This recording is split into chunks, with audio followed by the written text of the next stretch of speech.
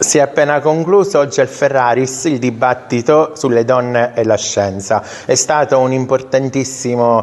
convegno che abbiamo voluto organizzare per diffondere nei nostri giovani la cultura delle professioni indistintamente dal sesso maschile o femminile. Abbiamo invitato 5 autorevoli donne che attraverso i loro racconti e raccontandoci appunto la loro carriera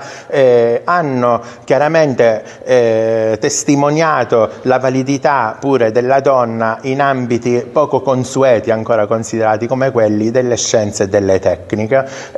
Ci auguriamo che nel futuro sempre più donne scelgano gli indirizzi scientifici e tecnologici, anche in vista del nostro indirizzo serale che auspica migliorare le professioni di tanti lavoratori e anche di persone in formazione non troppo giovani che vogliono riqualificare la loro personalità e la loro esperienza negli ambiti lavorativi.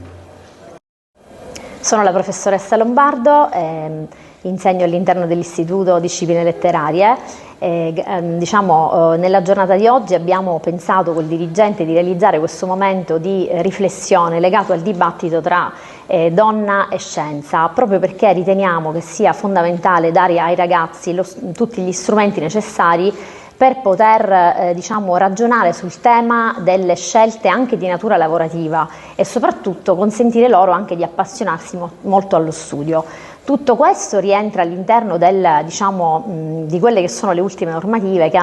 ci chiedono anche di approfondire certe tematiche in seno all'educazione civica. Infatti proprio all'interno del curriculum dell'educazione civica è previsto anche che con la parità di genere si possano realizzare queste attività che hanno l'obiettivo esclusivamente di rendere i ragazzi maggiormente consapevoli delle loro scelte. Giornata proficua e interessante con un pubblico di